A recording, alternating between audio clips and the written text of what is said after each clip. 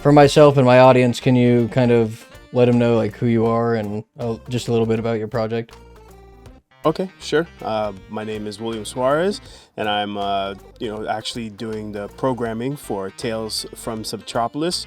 I always want to say Tales of. I don't know why, but like, no, from.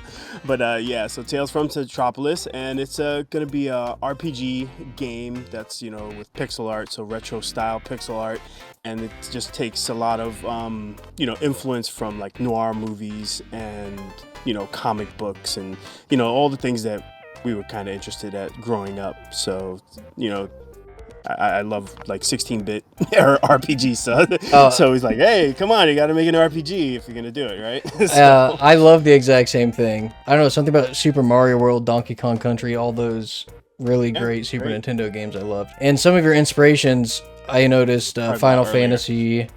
Earthbound. Yeah, for us, yeah, we did use like the early Final Fantasy games. We had like Earthbound, also as well, like a lot of the Tales series. Hmm. A big fan. I've been playing those games probably since the first one came out. Well, the first one didn't come out here. You had to get like the fan sub copy kind of thing. Hmm. But I mean, I've collected all of them pretty much up to date, with the last one being, what was it, Arise, that just came out not too long ago.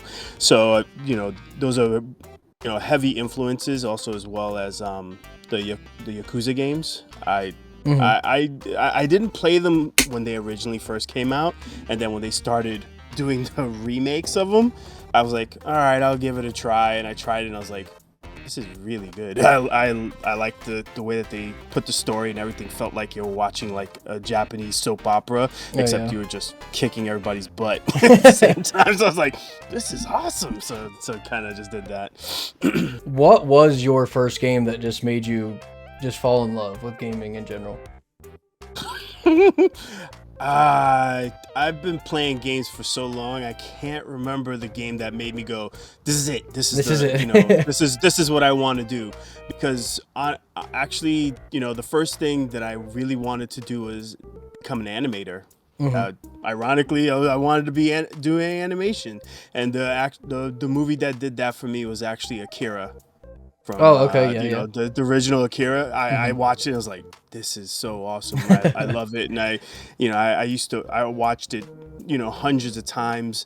I even read the whole manga series, and I'm like, yeah, this is great. And I originally wanted to do that, and then I did go to school for doing actually I went to school for game design, but I always wanted to be an animator for some reason. And then I saw how 3D animation actually was done, and it was kind of, I didn't get into it as much anymore, and it was just kind of like, you're just moving sliders around sometimes, or you're doing this, and it's great that they get the effects that they do, and I'm amazed at how they do it, but I just knew it just wasn't like my passion anymore as much. And then I kind of moved into more concept art, and then I've jumped back to games kind of thing. But I mean, probably one of the first games that got me really hooked on games, I'll say Mike Tyson Punch Out, probably. Hmm. The NES, the original NES.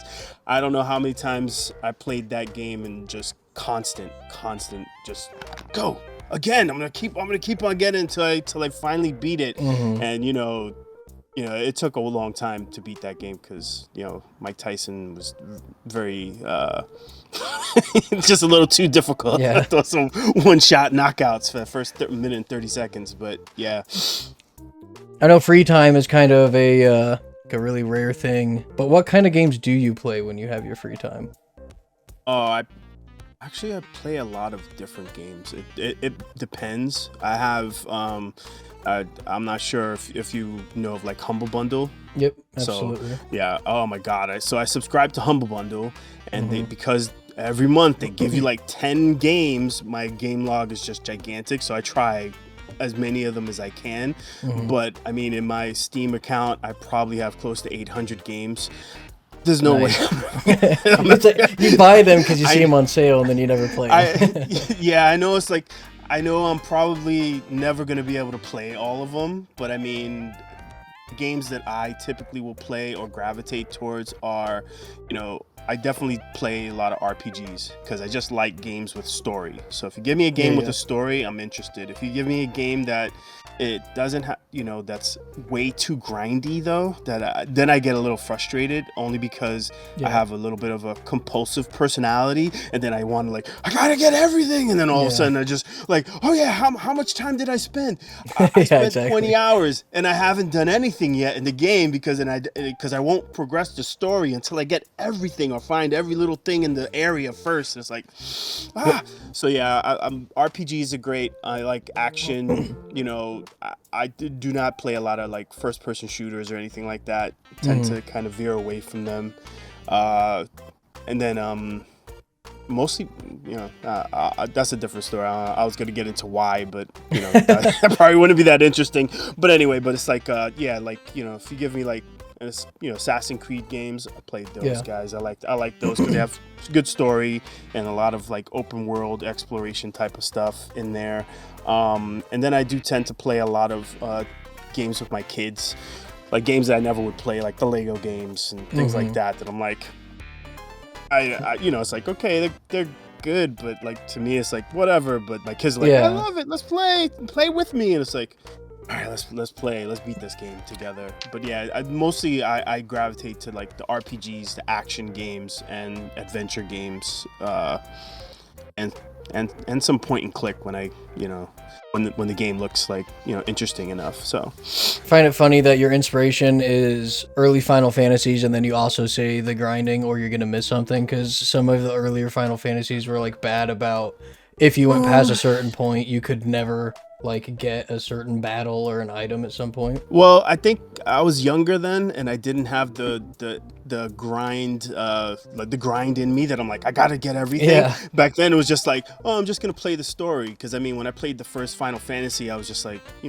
kind of just played through it, and I was oh, this is the next place I gotta go. Let me go over there. I can't beat this guy. I might do a little bit of grinding, but then I don't do anything. But I do remember handing over the controller. I used to play some games that my cousin would watch and sit with me, and I'd be here man, you want to play? And I would give him the grinding parts. I'm not strong enough to beat this part. You want to do it? And I would just let him grind for hours and be it's done. All right, let's continue the story. And then I'd start playing again. And I do remember that. And he ended up getting really into MMOs. So I was oh man, maybe I set him on that path. Oh yeah, with MMOs, he's just grinding constantly. Is he out there playing World of Warcraft or the Final Fantasy probably, or? He was deep in the Final Fantasy 11.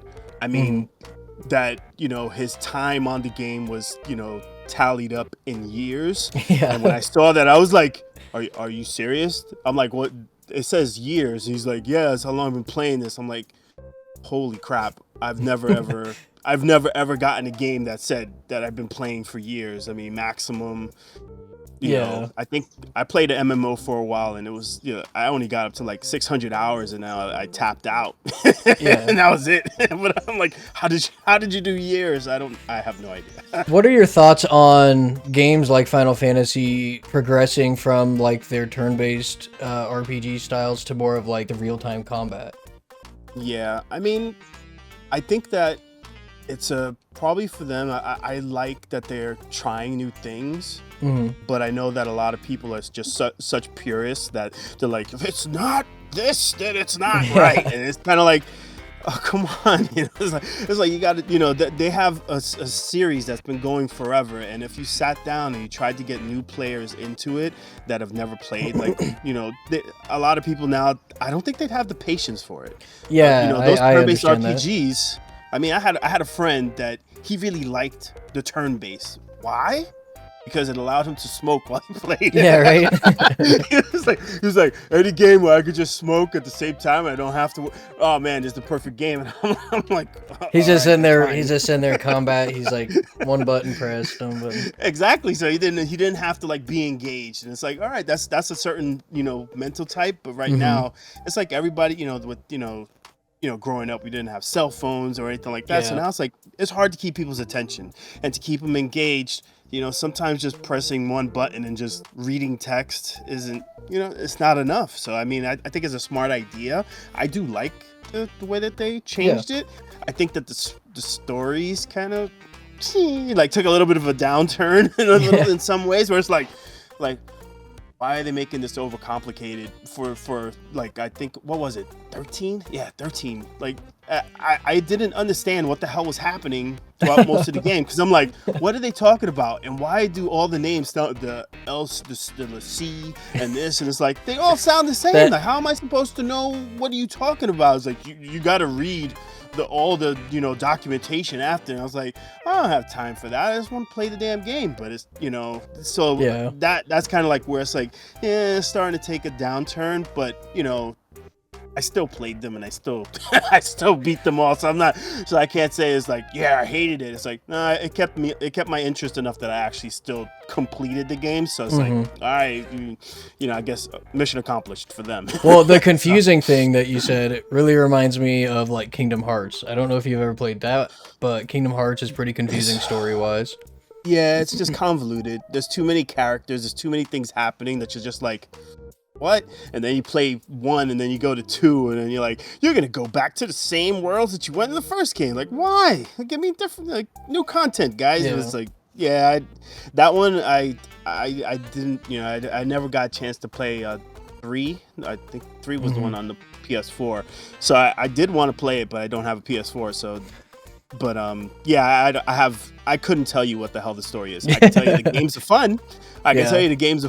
But I have no idea what the storyline really like boils down to, because it's just a jumble mashup of so many things that just you're like, okay, I understand you have to try to figure out a way to make Disney and Final Fantasy work together, but my God, you guys just came up with something that really was like a stretch for the imagination. Are you a fighting game person at all? Do you like Mortal Kombat or Smash Brothers or anything like that? I was heavily into Street Fighter 2 growing up, and I'm not proud to say it, but I remember not going to school and taking my lunch money, getting some quarters, and playing Street Fighter for hours. And I'm like the person that I usually would just play as anybody. I never was like, ooh, this is my character. It was like, no, I always tried every single character and tried to get good with all of them. And then unfortunately now everything is online, and I just don't. I never got back into it once it went that direction. But when it was in the arcade and you could play against the next person, and you're like, all right, who's next? And it was just a different vibe. And I mean, I probably put in hours into that. Soul Calibur, Soul Calibur, yeah. The original Mortal Kombat, and I think 2 up to 3 I did put in a lot, but then I kind of like was like, I just didn't have anybody to play against, because those games are fun when you have someone to play against, but when you're just sitting there by yourself playing against the computer, I get you. Kind of loses that fun factor. A lot of games lose that kind of fun when I played with my friend and I was younger, they would have to physically come to my house or me go to their house, and we would play our games there, and that was so much more fun. Nowadays, you can still get fun playing over the internet, but it's not the same at all. Like, it's way different. Yeah, it's kind of fun when you're just hanging out and the person's there, and then you can see them cry when they lose a bunch of times. So that's just makes it all the more better. But I mean, now it's like it's like online. I'm probably rusty. I know I'm gonna lose a bunch of times, which would be fine. It's just that it's still, it's like I'd rather lose and see the person there and be like, all right, it's you. You're my rival. I'm gonna get back to you. But then if you're online, I don't even know if it works. It's like, how do you know if you're gonna ever get back to that guy? It's like, dude, you're good, I want to fight you again. And it's like, okay, now take me to the lobby, and then the next time I play, I never see that guy again. It's like, oh man, that guy was cool. But you don't get that anymore. What kind of music do you like to vibe to when you're developing? I don't listen to music that much. I actually listen to audiobooks while you're developing. No, if I'm doing the programming part, I tend not to listen to music, because if it has words to it, my brain will actually start focusing on words and not what I'm focusing on.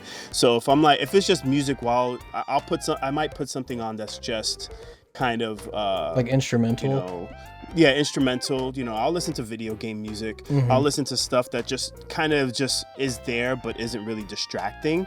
But if I'm working like in the engine, like if I'm working in Unity and I'm like, oh, I'm gonna build a map, or I'm gonna, you know, build this up, I'm gonna do the lighting, I will have audiobooks on while I'm doing that. So I just listen to the story while it's going, because then I'm not like, it's not quite as in depth in my brain that I'm like, you know, it's not distracting me in any way. So I just like, oh yeah, that's a cool story, boom, and I'll just go through that way. So I tend not to actually listen to too much music at all, honestly, which might be weird, but Well, no, I mean, I listen to kind of like chill hop or just anything that doesn't have like any words, like you said, if I'm developing. But when you said audiobooks while you're developing, I thought you were like a genius if you're like, you're ingesting an audiobook in this year and then like you're trying to focus on typing in C# or something. I was like, wow, this guy.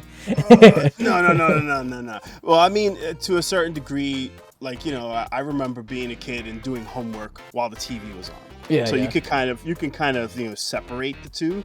But I, you know, with the programming, since I had to learn it, you know, from the ground up on my own, I kind of just, you know, always, you know, it takes a little bit more concentration and than just kind of like, oh, I don't know it like just second nature just yet. So it's kind of like, oh, I got to focus a little bit.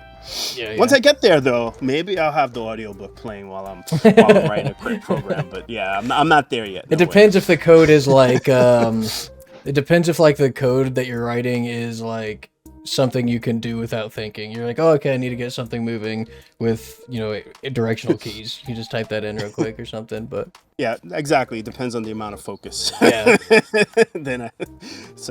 So you have for Tales of Centropolis, you have quite a few inspirations, which, I mean, all projects typically have a lot of inspirations. When you were taking all these inspirations, did it take you time to find like a good balance to keep your game itself, but while also balancing all these different influences to maintain the unique aesthetic? Or was that kind of just something that you guys did pretty easily?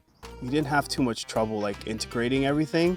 A lot of that is, you know, thanks to you know, Edwin. He was, you know, he had to learn pixel art from the beginning, but he's been you know, doing comics and all that stuff for many years, you know, for as long as I've known him. And you know, he just was able to come up with the style that worked for him, and because of that, and because of the fact that it was originally supposed to be kind of a graphic novel, that was what we were going for. That was his goal in the beginning, and then we started going into this direction. We had already a lot of the look and feel kind of decided. It was more just kind of adding in the mechanics that we wanted in there. Yeah. And, you know, some of the stuff didn't go very well, not necessarily with, not because of the standpoint of that it wouldn't mesh well with the world. It was more that it would have, we just had to kind of say, okay, this might have to go just because it's going to impact development time. It's like, okay, if we implement this idea, all of a sudden now our development time is going to take a lot longer. So a lot of the things, the biggest constriction was just that it's just two of us.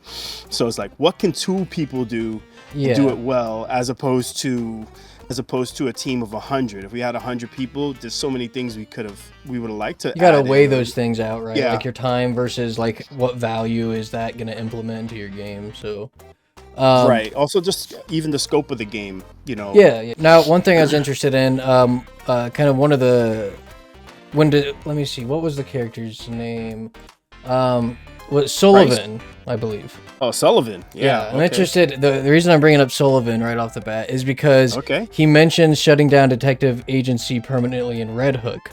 Was there a specific reason why? Does the game start in Red Hook? Like, what is it? Yeah. Or what's the influence there? That's the name of the town where it takes place. And actually, Red Hook is also part of New York, which is actually really close to where I grew up. So, because I grew up in Brooklyn, so it's like there's a Red Hook in Brooklyn, and we just, you know, use that as kind of like just kind of a basis, because Red Hook is also close to like where the, you know, right next to where the water is and everything like that. So it kind of, that was the thing. But I mean, the character Sullivan is more just kind of a little bit of an antagonist against the protagonist, but I mean, actually, kind of the whole world is because the world is just, because he's a robot and because, Yeah. robots are taking, most people's jobs and all this stuff in the world, that all of a sudden, which is kind of weird, we came up with this a while ago. Now AI is like taking all these jobs. Yeah, But anyway, right. it was like, hey, it's relevant. Look at that. We didn't Yeah. know. But I mean, it's kind of like they just have a loathing for You can. anything that's just robotic. So he just doesn't like them, and he would do anything to like just kind of knock them down a peg. So they're just kind of always at each other's throats a little bit. So it's meant to be kind of like Yeah. a little rivalry kind of thing between the two. So is the robot separate from Price, or is Price controlling the robot? Price is a brain. So you see when he transforms, it's a brain like in a jar, and the robot suit is something that Marshall built so that he's able to like kind of walk around and kind of appear human to people. Okay. So he's like, that's why you can kind of transform in between those two different forms, because one is kind of like taking off his outer shell, and the other one is his like protective exoskeleton suit kind of thing. Yeah. And if you're in your whatchamacallit, if you're like in your brain form, you're more susceptible to like enemy damage as well. So it's like you don't want to meet your enemies or get into a battle in that thing, because you are gonna die. You're gonna die, and so you want to make sure you kind of have your your suit up, and and then the other one's more for like exploration, finding small crevices that you can kind of climb into, vents and things like that. Yeah, when I read the story right off the bat, I saw Marshall found Price, and then I was confused there for a second. I was like, is Marshall a separate character? Is Marshall the robot? Is Price just the brain? But then I saw the characters, and then Marshall is the former professor, assistant professor and whatnot. Right. So when you started this game, like, where did you personally, like, you load up Unity, what was like your first thing to tackle? Like, did you just start with moving like a square on the screen, or like to get character movement, or did you do dialogue, or where did you like start? Well, I didn't have to worry about learning like the navigation in Unity, because I had worked on a previous project, so I learned how. I already kind of had some experience in Unity itself. My biggest thing was I just didn't even know how to, write any of the code. Didn't know what anything was. So honestly, the first thing I did was follow tutorials. I know there are a lot of people, so I followed tutorials, and I kind of like wrote it as they were writing it. Yeah. And then I started messing around with things and saying like, okay, how does this work, or what does this do, or what is that, and just experimenting until like one day it just clicked in my brain. And then the first things that we did, once that kind of like, okay, now we can, I think I understand it, it was more or less like, okay, first thing, obviously we worked on the movement, we worked on making sure you can transition from one scene to another, those type of things. So a lot of it was a lot of the exploration stuff. That was the first thing. Then after that, I think it was UI. I want to say we did a lot on the UI and working on that, and then we didn't like the UI and we trashed it. And then we redid the UI. Hey. But I mean, it was like UI. It was like kind of all the different little layers. So it was like first it was like this, and then first movement and making sure we can get from scene to scene, and then UI, making sure that we can access all the stuff, and then since I do use a lot of like scriptable objects in it as well, so making sure that we can. Those guys will get into the UI and in the correct places, and making like your inventory and making all those things. So it was gradual, just like like first thing obviously is just movement, and then I think after everything else was like of course we created all the different stations and shops and all that stuff, and then we created like the dialogue system. Then after that, I think I went into like deep dive into lighting and making sure the game looked prettier, and then figuring out a little bit of the rain effects and all those type of things. That's cool. So it was kind of a little bit of everywhere, see like, oh yeah, I got a level, this level looks cool, okay, and then just one day I'm like, let's add rain, let's figure it out, and then it's like, all right, now we got rain, oh look at that, it's pretty cool, and then just little tiny, like, just try to make little baby steps. And then the battle was kind of like one of the last things that we really were working on, and we still have a lot of refinement to go, but it's at least at a stage where it's like it's fun already, where you can play and run around, and it's like, okay, this is actually kind of fun to beat these guys Yeah, that's up. a great feeling. So that's good. As long as it's fun, then we're on the right track. Now we just have to add more move sets and more things, but that's just animation, and you can't, it's kind of hard to do it until things are done. It's like, all right, I want to add this move. All right, I gotta wait a while. It's like, oh, I have a new tile sheet for animations. All right, let me add those in, and then kind of go ahead and make sure that the code works with what it needs to do and all the controller stuff. But yeah, I mean, even the controller stuff might need to be redone. So it's kind of iterative, honestly, But yeah, sorry, I just asked. I'm scattering I'm jumping all over the No, place. you're good. I asked because like every developer has a different like first approach. Like what were the challenges and then the rewards you faced, like going from your visual novel to a game? Like where did it come like obviously you had to learn coding and he had to learn more pixel art and stuff to go from the graphic novel to the game, but like what kind of other challenges and rewards did you like see from that transition? Challenges, I mean, it's still a challenge, is always the script.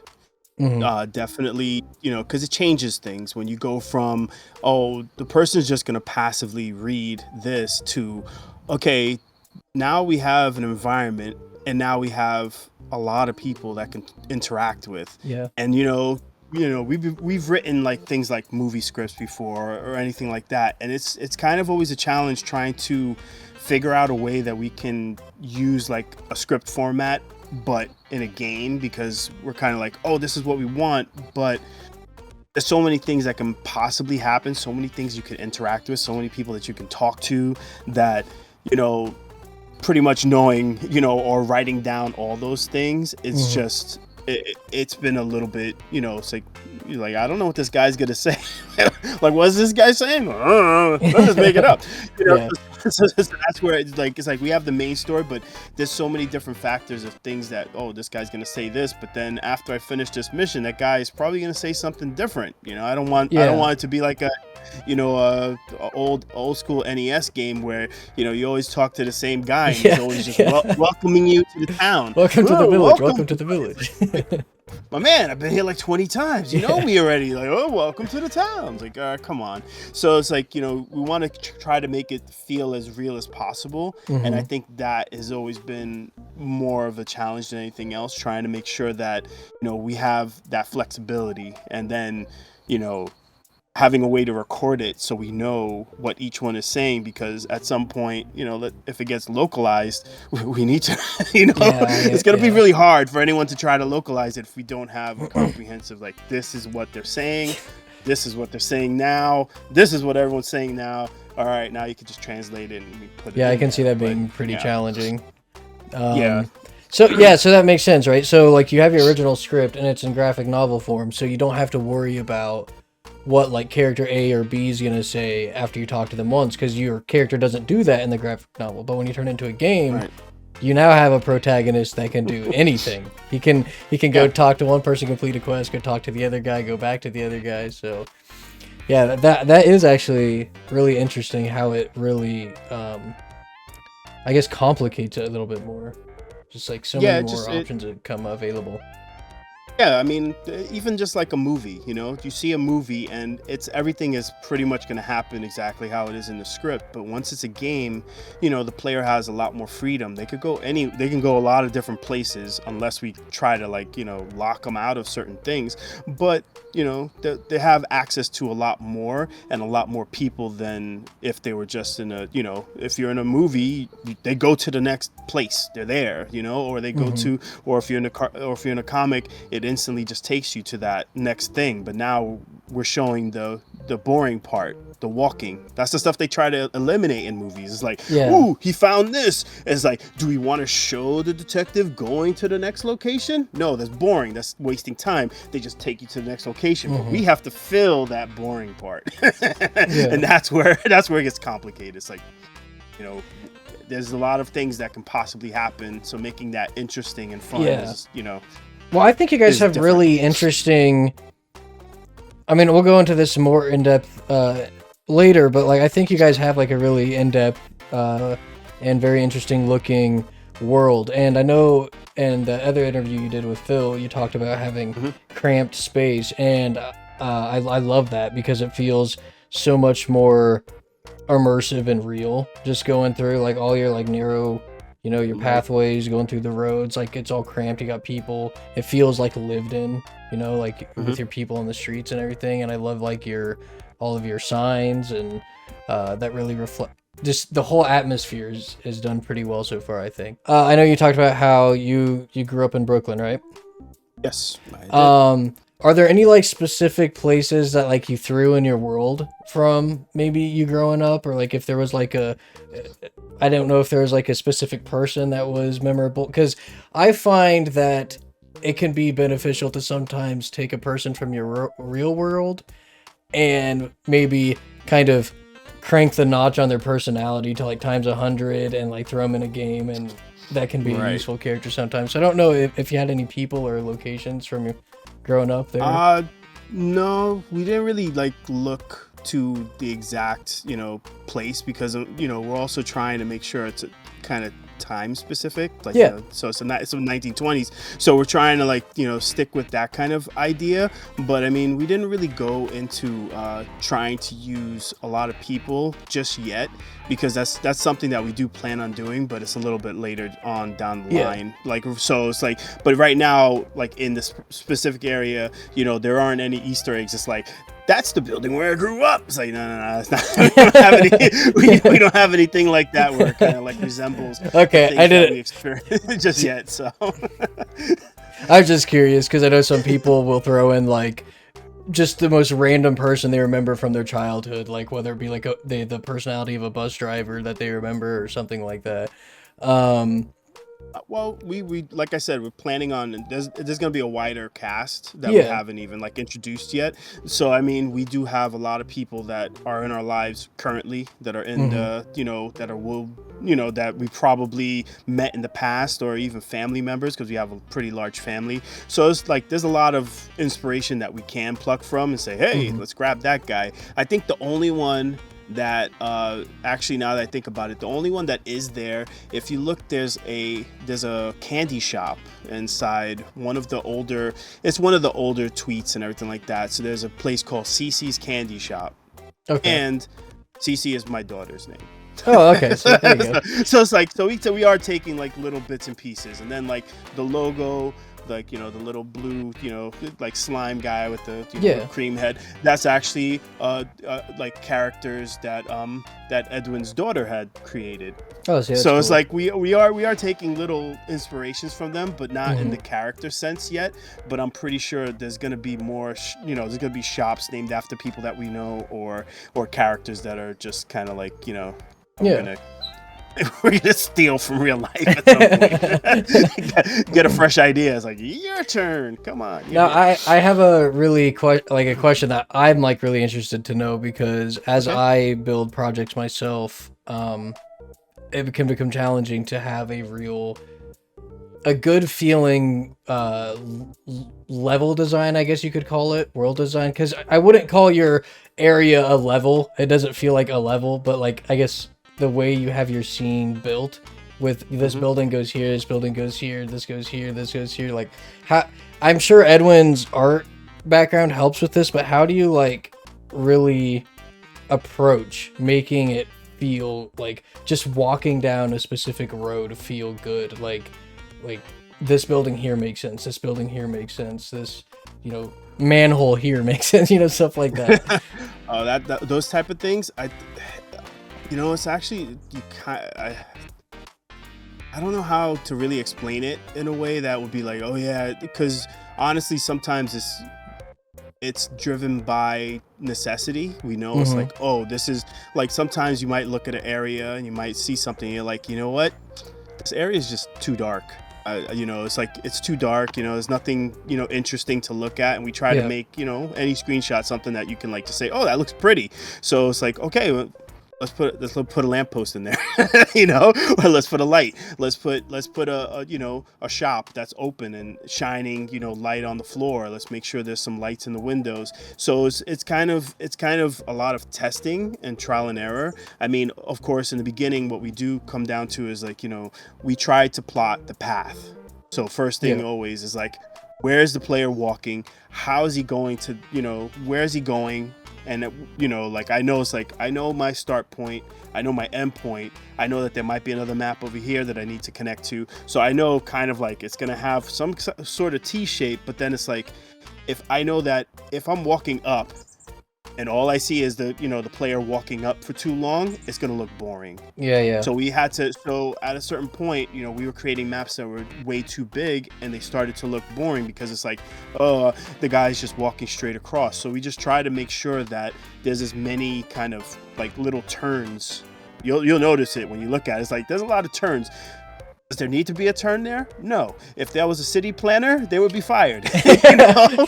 But it looks interesting because if you just kind of give it where the player can walk from one side and all they see is a straight line of buildings, it's going to be boring no matter what. So it's kind of just finding the balance between adding variety, not making it too complicated, and not making something too big, because then the problem becomes there's only so many assets, and if you start repeating them so much that people are like, oh yeah, I saw that, you know, just 2 buildings down, or I saw this one just right over here, you know, if it just becomes too repetitive, which is easy with a larger map, that's, you know, that's another thing. So a lot of it is like we just plot that path and then we find the buildings that we need, and sometimes we know it's like there's going to be there's a point of interest over here. We know exactly that the player's going to have something to interact with here. So I need this type of building, and I need it to show, because if you look at some of the things, like we kind of already have it as part of the language of the game. Like if it has a light on next to a door or something like that, you can enter there. Yeah, see, that's good. If it's not on, then, and most people know, it's like, all right, it's closed, you know, don't bother. But if a light is on, we want people to know it's like, okay, there's a possibility. Let me try that door, even if it's just a apartment building. So that's why we like, okay, I need this and I need that kind of thing. Make sure the light is on there, and then, you know, the rest of it kind of, you know, is just we kind of have a feel for what belongs and what doesn't, and that just comes with hours and hours of looking at it. Unfortunately. I appreciate that explanation. I mean, it really, like you said, with just keeping things interesting and not, because like you have to have that good balance between believability but like having that variety, you know, because like it makes sense for a street to keep going one way, like you said, but that you can't have a good city planner to have an interesting game. You have to have like you have to have weird roads or not even that. Maybe the road is just blocked off by like construction or something, you know, like right. I mean, there's a lot more dead ends than there should be. You know, we know it, but it's kind of like it's accepted because it's a game. But as long as it looks pretty and it kind of feels right, then you're okay. But once it starts to feel kind of, you know, if it's just like laid out in a grid, it doesn't have the same aesthetic. It just looks kind of dull and lifeless. It does, but that's how we live, though. But that's you know, like, so it's weird. Obviously, you and your cousin are like good at writing stories. Otherwise, you wouldn't write a script as large as you have. I believe you said like 300,000 plus words. What to you makes a compelling protagonist? Well, to me, I think it has to be someone that you could root for. And someone that feels that can kind of be, I don't know, like anyone, you know what I mean? I don't know if that makes sense. You need to have that relatability. But, you know, it's like a relatability, but also just something that you kind of like feel like that could be me. Yeah, if I was in this story, then I could see myself being there and, you know, acting that way. Or if I was put in that situation, you know, that's kind of how I would react to it, you know. Or maybe sometimes it doesn't necessarily be that, but I mean, it might be like, okay, I understand it's a little bit of an exaggeration towards, this way or that way, but it still has to be some kind of a believability, and not necessarily that they have to be, super strong and be able to kill everybody with one hit or something like that. But it's more just like, can you see yourself in their shoes and relate to what their struggles and what they're going through? I think you have to have some sort of flaws going for your character to kind of, because the flaws are useful because it helps drive their story as well. Like they can be they can grow as a person as you're playing the game, or like you said, just something like because Price has like an underdog story kind of thing going for him, right? Like people don't like him. He doesn't even know who he is really. Like, so he's kind of just, which is good though, because you kind of have a blank slate type of character that any player can like impose themselves onto. I think, right, but it's also allows you to have a complete character arc and show how they grow, how they change, and what things and how the world has affected them or changed them, because it doesn't necessarily have to be good. At the end he could be a killing machine. I'm not telling you, but I'm just saying that there has to be some kind of a growth, has to be some kind of an arc, because if the character is always the same in the beginning and also at the end, then it kind of feels empty a little bit. And sometimes you do get games like that. Like that's why I kind of have I'm not a big fan of some of the games where the main protagonist is like completely just silent, because they don't feel like they change at all. It's like I'm a mannequin in the beginning and I'm a mannequin at the end. It's like nothing really changed. It's like, yeah, you do heroic and grand things, but the character just feels like, I don't know, just feel empty. And I'd rather have a character that isn't necessarily like 100% me, but kind of goes through their story and I can kind of tag along, even if I can't see myself or relate to everything they're going through. So without like giving things away or anything like that, like what would be like the basic game loop for your game? Is it like go get case, solve crime, get rewarded, because I think you said it was Bogart is like your main person that gives you your cases? Yeah, so I mean, you're gonna definitely like, it's more like I'm trying to figure out a way to put it. It's just I don't like spill the beans.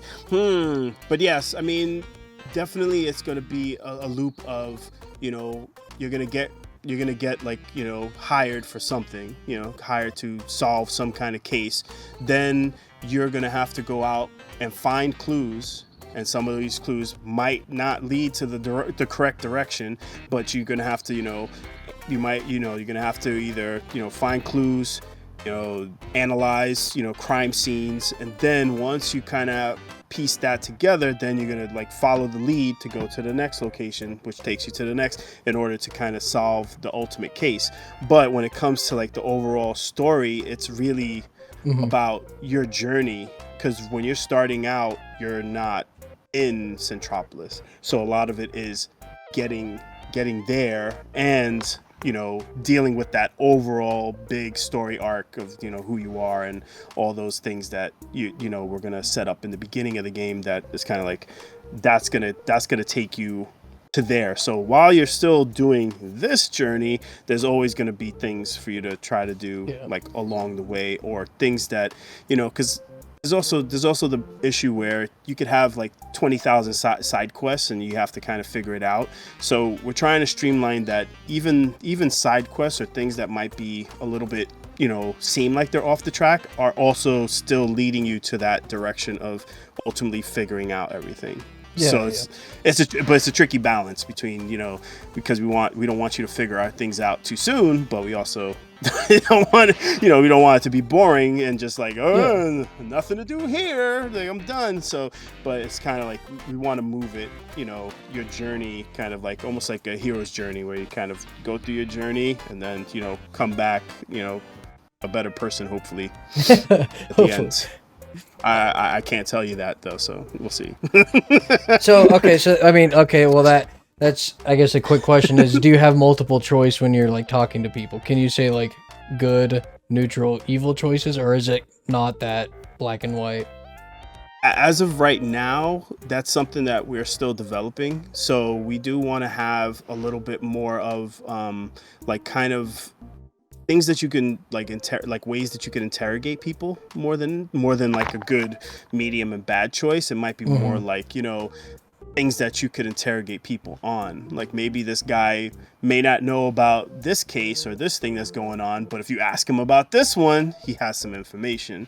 So it's not necessarily that, like I said, it doesn't, you don't get the choices of like, do I want to be a good cop or bad cop? Because he's just, he's who he is.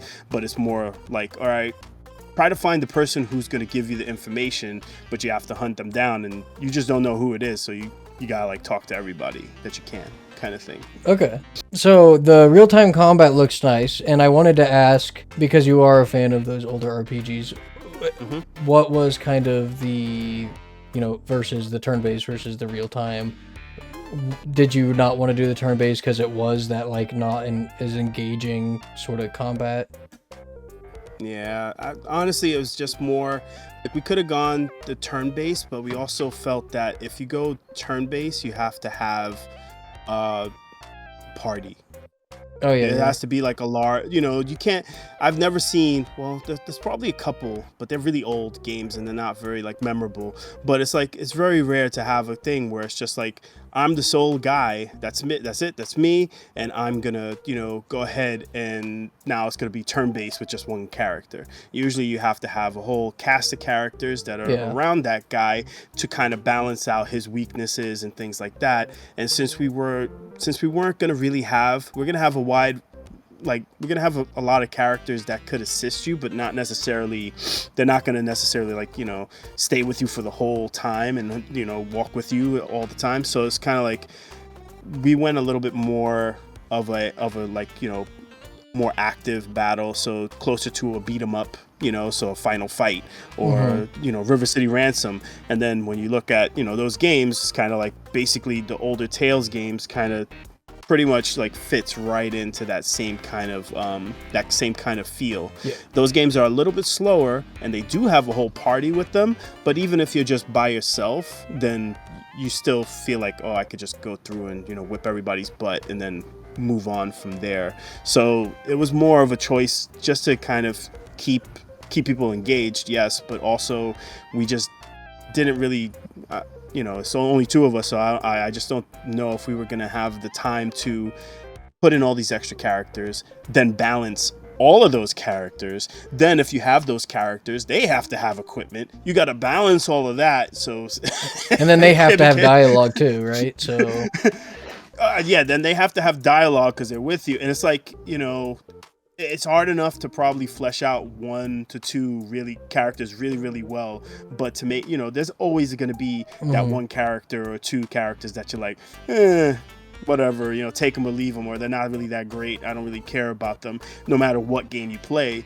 because there's just too many characters to choose from. So but if you kind of like limit it down, then it helps us to actually make something that's a little bit more compelling and something that we could do with 2 people. I'm not a marketer. I know you and Edwin mentioned that you guys aren't really marketers. What have you learned along the way though with your marketing? Because it seems like you guys have started to really pick up your marketing a lot more, from at least based off what you said, because originally you're like, we don't know anything about marketing, but now I'm starting to see you guys really do some decent marketing. Honestly, it's kind of, unfortunately, it's just a lot of trial and error, and then with that trial and error is always going to be money that you have to put into it.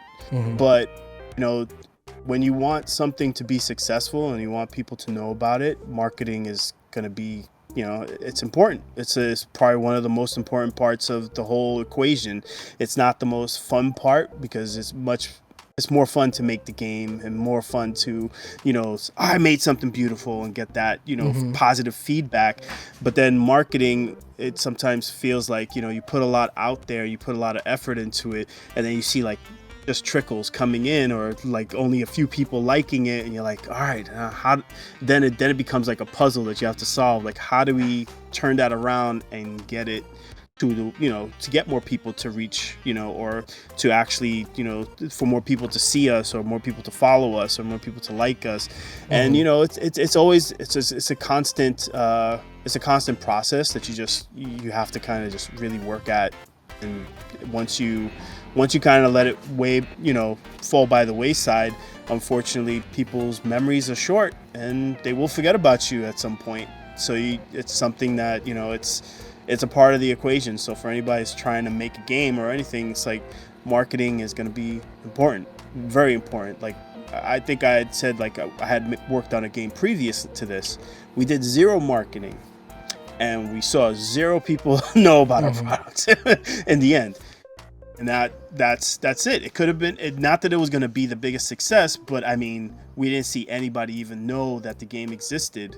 Yeah. Because we didn't put any effort into that. And if you don't put anything into that, then you're probably not going to see much traction anywhere. And right now we're at a point where we may not be putting as much into like all the little things, like our like the Steam wish lists. Like we haven't really put any attention towards the Steam wish list, but it's growing on its own, and just because of all the other stuff, people see it, people know about it, and then all of a sudden they'll click on the wish list because they're interested. And we're just like, well, that's because all the other stuff is in line. But all that stuff, if you have to take a course, if you have to, learn, if you have to pay a guy who does a lot of marketing stuff just to sit down and teach you, because there's really no other way, there's no other way to do it unless you have someone that's just dedicated to only that task on your team and knows what they're doing, and you could do your thing, then that's fine. But if you're a solo person, you have to dip your toes into everything, and that's one that is very important, not always the most fun. Yeah, I wouldn't find marketing too fun. The Steam wishlist thing, I'm not sure. I know that's a pretty important thing, but I don't know if it becomes more important the closer you are near to release, because then you become on that Steam thing where it's like the up and coming or popular up and coming or something, and then you get thousands and thousands of eyes on that. And so I mean, it's really good that you're gaining those kind of passively right now. Yeah, because I just think I'm only really pointing that out because we're not really even trying to market that, but it's still growing only because of the other stuff that we've done and the other stuff that we're doing that has just drawn attention to it. So we're not it directly, but just indirectly, because we're just drawing people here or drawing people towards, just kind of saying, this is us. You love our, do you love our game? Awesome, and check out more. And then all of a sudden they're like, yeah, I do want to see when this comes out. And as long as we can get those people through there, then maybe in the future, maybe they'll be down to buy at that time.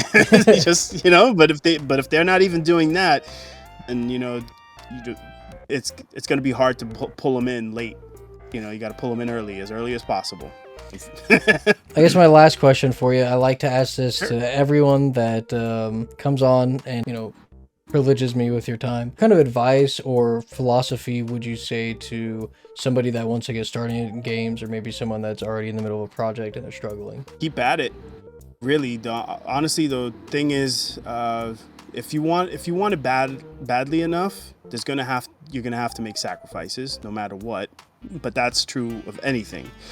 And everything comes down to practice. So just practice, or try to make the smallest incremental, leap forward daily if you can.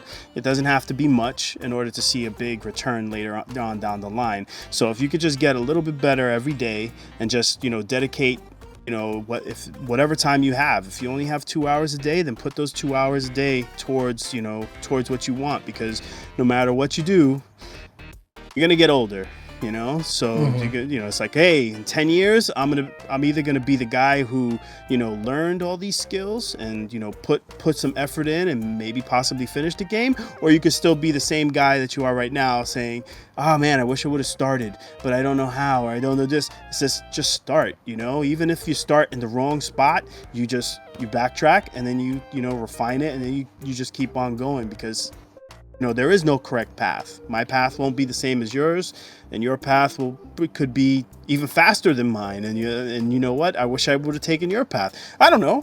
There's no way to know. But if you let those little details kind of get in the way of just starting, then you're just gonna be that same person in 10 years. So might as well, because it doesn't make a difference. I mean, I think we had you can always there's a difference between like putting the effort and just bettering yourself. Because even if you don't necessarily succeed, like even if you don't succeed, and you shouldn't be afraid to fail, because failure is only going to lead to growth.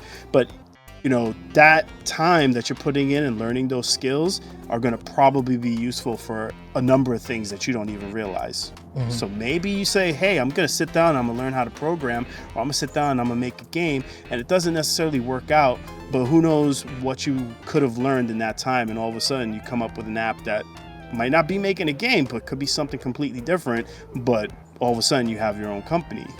Yeah. But if you don't even take those first steps, due to fear or anything like that, those things just hold you back. So hey, gotta move forward, keep on going. Yeah, it's awesome. I mean, that's great advice. I completely agree. Thank you so much for taking the time to talk to me. I really appreciate it. Yeah, no problem. It's been fun.